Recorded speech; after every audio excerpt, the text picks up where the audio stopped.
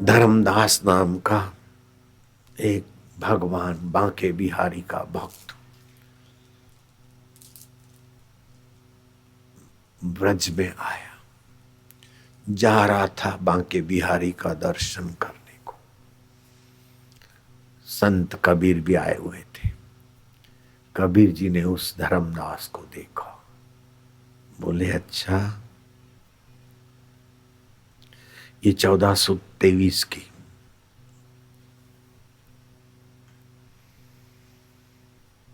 जन्म तारीख उसकी है। माधोगढ़ में जन्म, जिला रीवा, मध्य प्रदेश में। माँ के बिहारी के दर्शन करने आया हूँ बाबा, और मैं हर साल आता हूँ। कबीर जी चौकन्ने हुए। भगवान के दर्शन करने हर साल आना पड़ता है? भगवान तो एक बार दिखते तो फिर बिछड़ते नहीं, भगवान एक बार मिलते तो बिछड़ते नहीं, तो हर साल भगवान का दर्शन करना पड़ता है? तो मतलब एक भगवान का दर्शन किया तुमने अभी तक? इतने साल आके भगवान के दर्शन करते थे कि मूर्ति के दर्शन करते थे? धर्मदास के अंदर के कपाट खुल गए।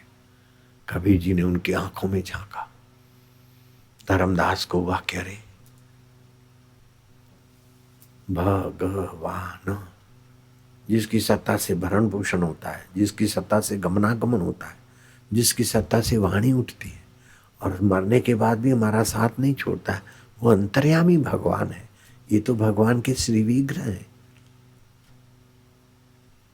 हाँ, बांके बिहारी के मंदिर में जाने के बदले कबीर जी के पीछे जाने का विचार हुआ। कबीर जी ने देखा भी नया है, बोले मेरा नाम कबीर है, कभी काशी आओ तो मिल लेना, जाओ।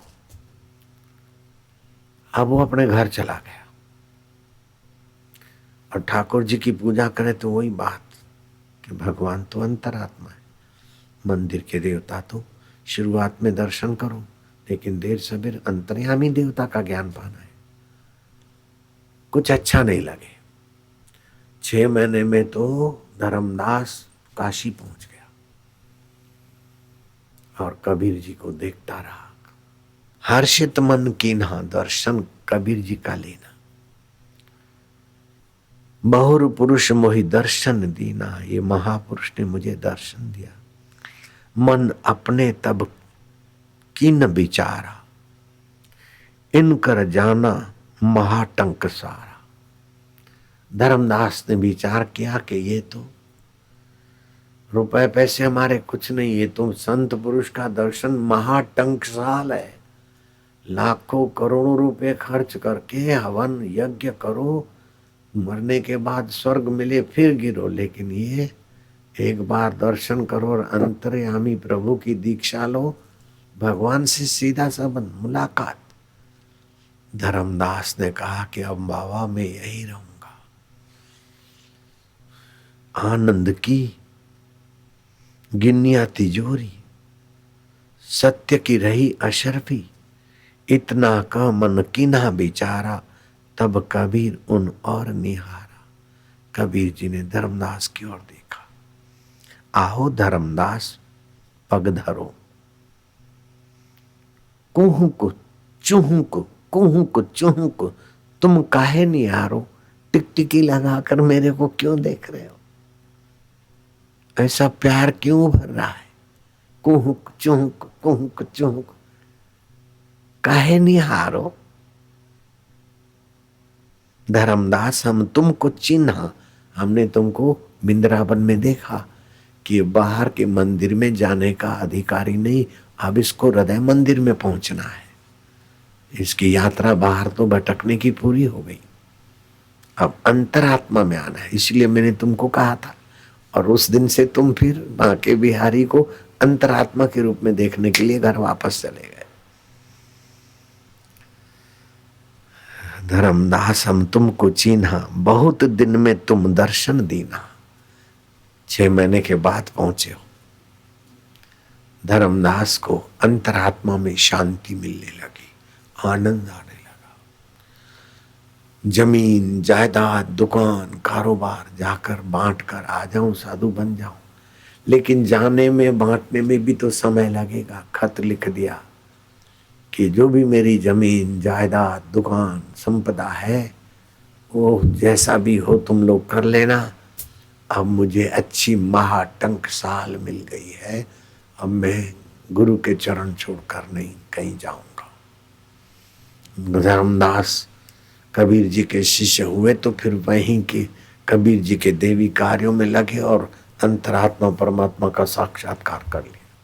गुरु का कार्य करने को मिले, इससे बड़ी तपस्या क्या हो सकती है। कबीर जी के विचारों को दूसरों तक पहुंचाने में भागीदार होने का निमित्त बनता है ये बड़ी एकांत, बड़ा तप, बड़ा जप, बड़ी सिद्धियों का बाप है। रावण की सिद्धियों की ऐसी तैसी,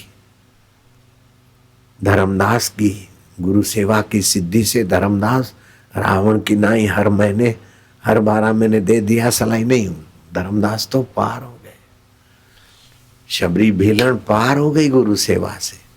धन्ना जाट रहीदास चमार मीराबाई गुरु सेवा से, गुरु के सिद्धांत की सेवा में भागीदार होकर महत पद को पा लिया। और मैंने भी गुरु की सेवा में पाने का कुछ बाकी नहीं रहा, मुझे ऐसा मिल गया। गुरु सेवा साधु जाने, गुरु सेवा क्या मुंड पिछाने। खाली गुरु के पैर दबाना ये सेवा नहीं है, तो तुच्छ सेवा है। गुरु जी को तकलीफ हो पैर दबवा दे तो ठीक, बाकी तो गुरु सच्चे गुरु तो पैर दबवाने की इच्छा नहीं करते। भगवान के देवी कार्य में साझीदार बनकर भगवान का साक्षात्कार करने की सेवा देते। फिर पैर दबाने का अवसर कभी किसी को मिल गया तो मिल गया, किसी अंगत सेवक को। मेरे को नहीं मिला गुरु जी के पैर दबाना, पैर दबाता था दूसरा अंगत सेवक।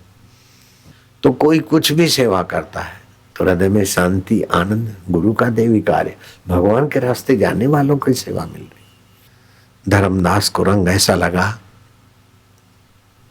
कि साहेब है मेरो रंगरेज, चुनरी मोरी रंग डाली, बुद्धि रूपी चुनरिया मेरी रंग दी। स्याही रंग छुड़ाए के दियो मजीठा रंग, संसार का गंदा राग द्वेष काम क्रोध स्वार्थ का रंग छुड़ाकर मुझे परमार्थ के रंग से रंग दिया। धोए से छूटे नहीं, अब वो चादरिया को धोता हूं तो रंग छूटता नहीं। संसारी रंग तो छूटता है, धीरे धीरे रंग फीका पड़ जाता है, लेकिन जो ये चादरिया धोता हूं त्यों त्यों रंग सुरंग होता है और बढ़िया होता है, प्रगाढ़ होता है। संसार का रंग तो उतर जाता है, गिर जाता है, लेकिन ये न उतरता है न गिर जाता है। स्याही रंग छुड़ाए के दियो मजीठा रंग, साहेब है मेरो रंगरेज, चुनरी मोरी रंग डारी। धोए से छूटे नहीं, दिन दिन होत सुरंग। ये कबीर जी की वचन धर्मदास के जीवन में ओतप्रोत हो गए। कबीर जी सत्संग में कहते थे, या तन विष की बेलरी, ये शरीर शहर जहर की बेल है। जैसे कड़वे फल वाली जहरी बेल होती है ना, कई ऐसे फल होते। एक बार मैंने भी जंगल में खा लिए थे, गिलोड़े जैसे थे लेकिन वो थे जंगली।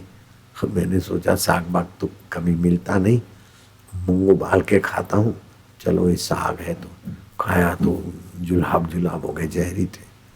तो जहरी बेले होते कई।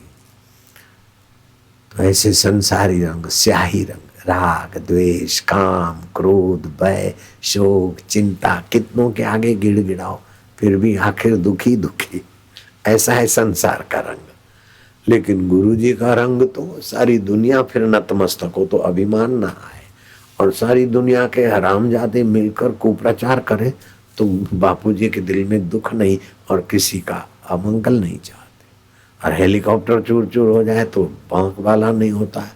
अग्नि और पेट्रोल साथ में, और आग लगाने वाले देवता ने रोक दिया अपनी बहन।